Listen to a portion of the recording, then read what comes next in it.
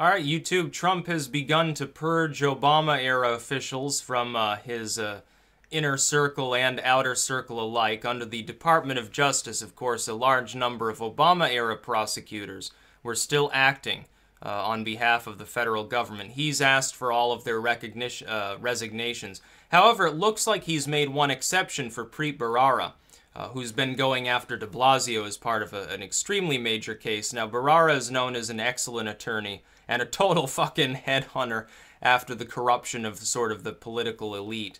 It appears as though he has informed the deputy acting head of the Department of Justice to actually decline his resignation. Apparently, he just asked for it en masse. He told Sessions, who is acting in this manner, to get the resignation of everybody who Obama had appointed to these positions, so he can replace them with people loyal to him. And this happens, you know, every 4 to 8 years.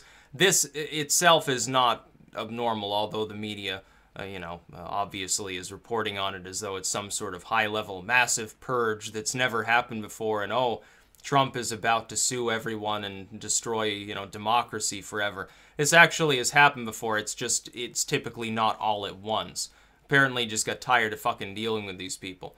But apparently, according to what I'm reading, he instructed the deputy acting head of the Department of Justice to decline Bharara's specific resignation. Now, apparently they just issued them all at once, but then they're like, oh yeah, he's going after de Blasio still right now, so we don't want him to resign. So it looks like he's still going to be in a job, at least if what I'm reading is to be taken at face value. I'm not exactly sure. That's probably a good idea. De Blasio is a high-level socialist target. He is corrupt. He does need to be prosecuted. He's just a piece of crap, so you should let Preet Bharara do his job and continue investigating him. Probably within a year or so, de Blasio will be forced into a jail cell. And good riddance. Hopefully he stays there for the rest of his natural-born days. That idiot needs to be behind bars before he infects anybody else with his uncontrollable stupidity. But it's not abnormal for Trump to do this. Obama, of course, let go of people from the Bush administration. Bush let people go from the Clinton administration, and so on back for some time. What's got people up in arms is just the fact that he's doing it to 46 acting attorneys at the same time. Generally speaking, it's more of a gradual process. I guess the idea is because these people are possibly currently performing investigations or something, you let them wrap up with their significant work before you get rid of them. Trump's like, fuck, I don't even care. Maybe somebody else will have to be on these cases. Except for old Preet there, which I don't blame him for. He's the one with the most name recognition. When he got involved in the de Blasio stuff, people were like, well, oh shit, de Blasio's not going to be long for the world of the free to roam, so to speak, because they know about his reputation. He's gone after people before and completely nailed them to the wall. He seems like a funny individual, too. Probably not the person you want to face off against in court if you want to actually succeed and not end up in a jail cell or with a massive fine or something. But then you have the corporate media. If you look at the Reuters article, it doesn't have the sinister intonation.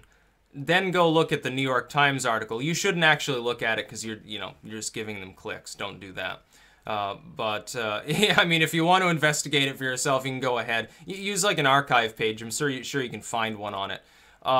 With the New York Times, they're like, oh, Trump is purging all of these Obama-era officials, solidifying power under his fascist grasp. They make it very, very sinister. They make it sound for their readership, their declining readership, as though it's unprecedented and this is a wide-scale and highly significant purge of highly significant individuals at a highly significant time, and Trump could only be doing it for malevolent intent. There's no possibility that he's just speeding up a process that every administration goes through inevitably anyway, which is replacing acting attorneys with acting attorneys that they happen to want to appoint, because the outgoing admin, it's gone, it's outgoing. It's no longer in power. The people they put into power have potentially totally different political views, totally different interpretations of the Constitution or legality, totally different ideas on what constitutes discretion in prosecuting or not prosecuting cases, and Trump wants someone who reflects his views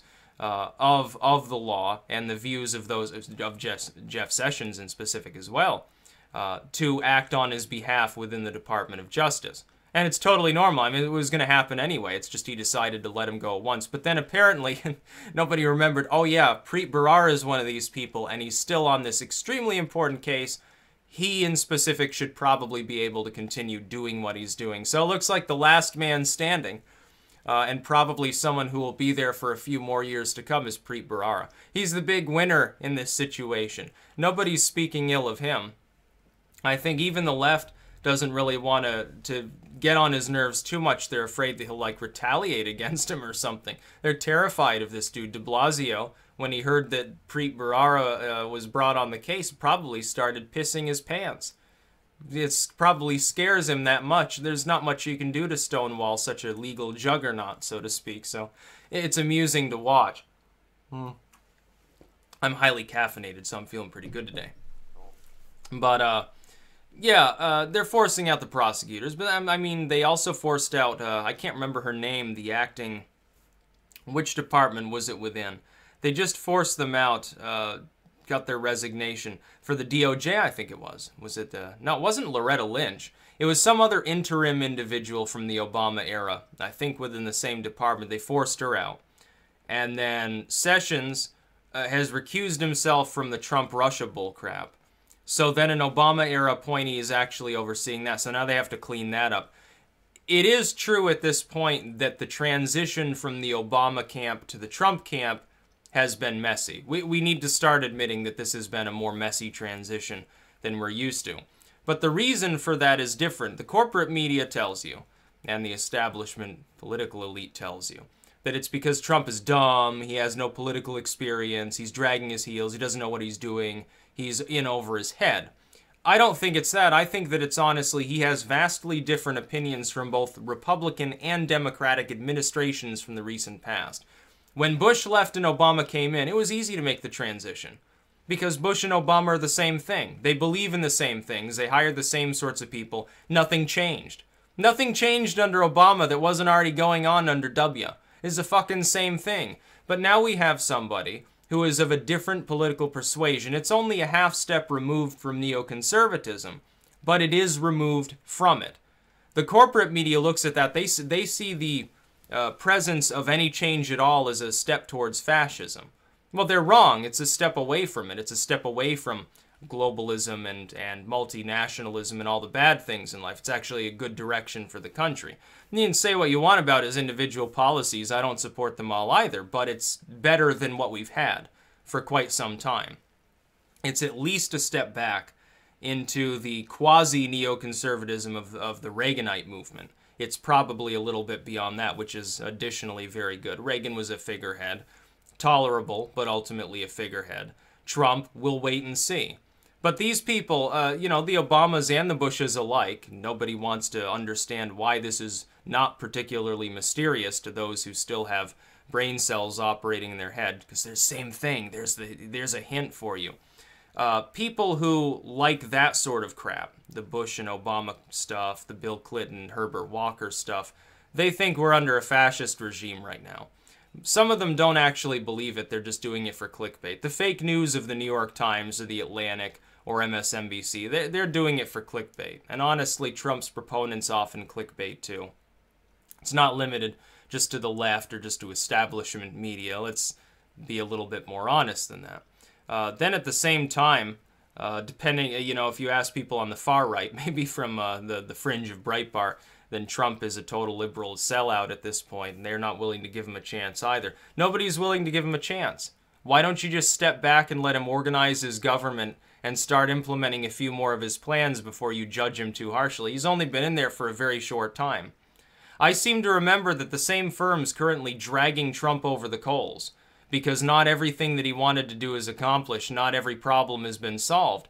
Gave Obama several years before they allowed even the slightest criticism of his policies. Oh, well, Bush fucked us up so bad that it's going to take him years to make things better. Oh, not the jobs haven't come back? Oh, well, it's only 2 years into his first term.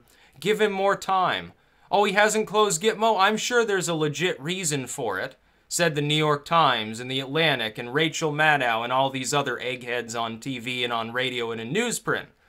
But these same people, they expect Trump within the first week he was there to immediately solve every problem and to undergo every transformation that he wanted. As though the fact that he's Donald Trump means that he should magically have accomplished it all by now. It's not the way government works. If you assume Trump's absolute benevolence, it'll still take him years to accomplish half of what he wants to do. Why? Because government is strangulated. That's the point. One thing that I can give him big credit for is that he's right now essentially not making use of a lot of federal agencies. Not filling their roles, not giving them instructions, letting them sort of peter off and die by the sidelines. Good. Maybe it's a move in order to eventually justify cutting them all together. Good. We'll save so much money. Get those people back into the private workforce. Stimulate the economy on both ends. Be a great thing for the United States. Why don't you just choose... Why don't you put the names of all the bureaus and sub-bureaus on a dartboard? Start throwing some darts. Throw a dozen of them or something. And just axe the bureaus that you land on. Why don't you do that? I bet your day-to-day life wouldn't be affected. Remember the government shutdown that we had under Obama? Actually, 2 shutdowns, but remember that? Remember how a lot of these agencies, they weren't fully functioning? Some of them were basically shuttered altogether. Did it affect your life? Didn't affect mine. I noticed no difference at all. Other than for a few blessed days, we were saving a hell of a lot of money. That's what I noticed. Non-essential workers. Why don't we cut them if they're non-essential? We should only have essential government workers. Everything else, anything outside of being essential for the functions of our state should be privatized. And I don't mean, directly co-opted by government and kind of sort of privatized but under a monopoly. No, I mean completely privatized. Let competition take hold. You know how much money we'd save? How many jobs we'd create? We'd be rolling in the dough. Things would be so much better if we just did that. You don't need to privatize everything, but you sure need to privatize all the non-essential jobs. Yeah, what? 500,000 federal workers that could be in the private workforce instead for profit?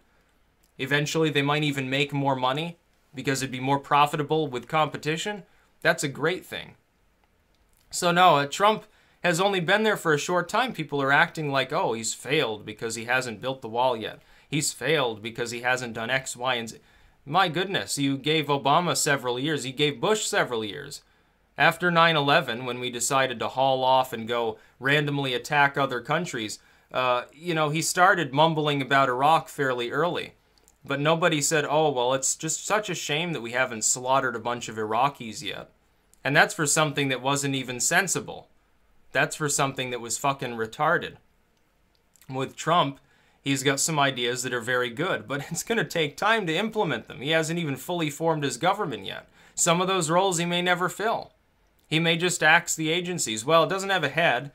Our republic is doing fine without this agency doing anything. Why the fuck do we have the agency, he'll argue. And then he'll just fucking cut him. Good, I hope he does. But remember, shrinking the size of government, actually being more permissive and removing government institutions, that's fascism too, says the New York Times. Okay, that's what they say these days. That's about all. Peace out.